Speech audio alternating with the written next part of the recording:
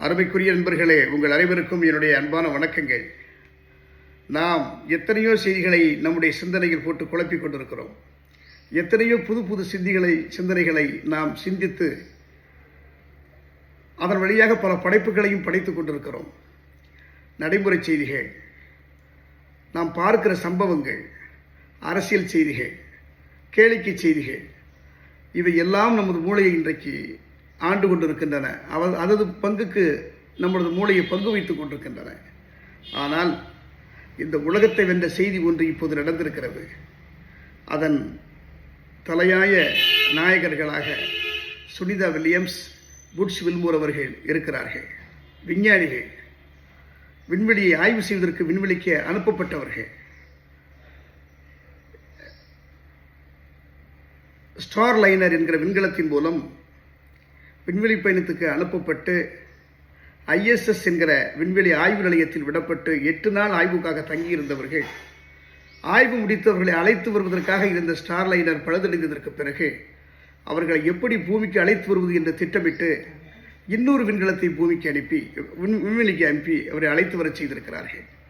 அவர்கள் அழைக்கப்பட்டிருக்கிறார்கள். இப்பொழுது டிராகன் விண்கலம் மூலம் 8 நாட்களே தங்கியிருந்து ஆய்வு செய்ய வேண்டும் என்கிற திட்டமிடுதலை சென்றவர்கள் 286 நாட்கள் விண்வெளியில் தங்கியிருக்கிற மிக நெருக்கடியான சூழலை ஏற்பட்ட போதும், விண்வெளியில் உடல் ரீதியாக ஏற்பட்ட பாதிப்புகள், திரும்பி வருவோமா இருப்போமா என்கிற பதட்டம் நிலவியிருந்த சூழ்நிலையிலும் மனத்திற்பமாக அறிவொன்றையே நம்பி அறிவின்பாலே மனதை செலுத்தி அந்த சாதனையை நிகழ்த்தி இப்பொழுது டிராகன் விண்கலம் மூலம் பூமிக்கு திரும்பியிருக்கிற அந்த விஞ்ஞான இணைகளை நாம் மிகுந்த மன மகிழ்வோடு போற்றுகிறோம். இப்படிப்பட்ட சாதனை நிகழ்வு கற்பனையில் தான் செய்ய முடியும். இதை சொல்லி வைத்தால் கேட்கிறவர்கள் இது ஒரு கதை என்று சொல்வார்கள். கதையல்ல, நிஜம் என்று நிரூபித்திருக்கிற நிகழ்வு நம் கண்முன்னால் நிகழ்ந்திருக்கிறது.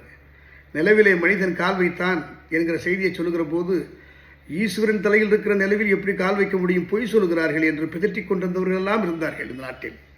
ஆனால் இப்பொழுது உலகத்தையே சுருட்டி தனது சட்டைப்பைக்குள் வைத்துக் கொள்கிற ஆற்றலை மனிதன் பெற்றிருக்கிறான் என்பதற்கு சான்றாக இந்த நிகழ்வு அமைந்திருக்கிறது. அந்த விஞ்ஞான சாதனை நிகழ்த்தியிருக்கிற நண்பர்களை நாம் போற்றி வணங்குகிறோம். மனத்திற்பத்தை மிகுந்த மன மகிழ்வோடு போற்றி வணங்குகிறோம். ஏன் தெரியுமா? அறிவு எல்லாவற்றையும் ஆளும் என்றாலும் மனதினுடைய ஆளுமை ஒரு பக்கத்தில் அதை திசை திருப்பிக் கொண்டிருக்கும். மனமும் அதற்கு ஒன்ற வேண்டும்.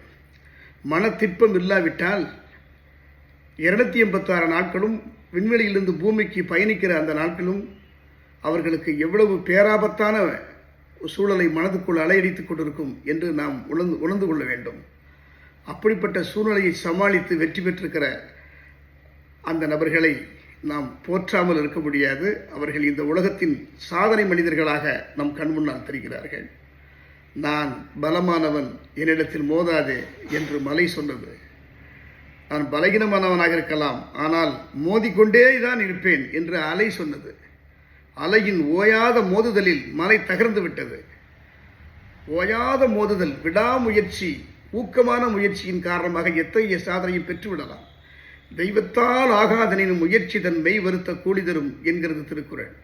அதற்கு அத்தாட்சியாக இந்த நடைமுறை நிகழ்வு நிகழ்ந்திருக்கிறது. இந்த விஞ்ஞான சாதனை நிகழ்த்தியிருக்கிற அந்த பேரன்பிற்குரிய பெருமதிப்பிற்குரிய நபர்களை நாம் போற்றி வணங்குகிறோம். இந்த நிகழ்வு நம்மை சார்ந்திருக்கிற இந்த மக்கள் கூட்டம், பூமியில் இருக்கிற அனைத்து மக்கள், இளைஞர்கள், குழந்தைகள் அனைவருடைய மனத்தையும் ஆள வேண்டும். அவர்கள் சிந்தனையில் இந்த செய்தி பதிய வேண்டும் என்று எண்ணி நான் மிக மகிழ்வோடு இந்த செய்தியை உங்களுக்கு தெரிவிக்க ஆசைப்படுகிறேன். விஞ்ஞானம் அது தொடர்பான செய்திகளை இன்னும் மக்கள் மத்தியில் பரப்ப வேண்டும் என்பது அறிவாளிகளுடைய நோக்கமாக இருக்க வேண்டும். அதை விரும்புகிற மக்களாக அவர்கள் இருக்க வேண்டும் என்று சொல்லி விடைபெறுகிறேன். நன்றி, வணக்கம்.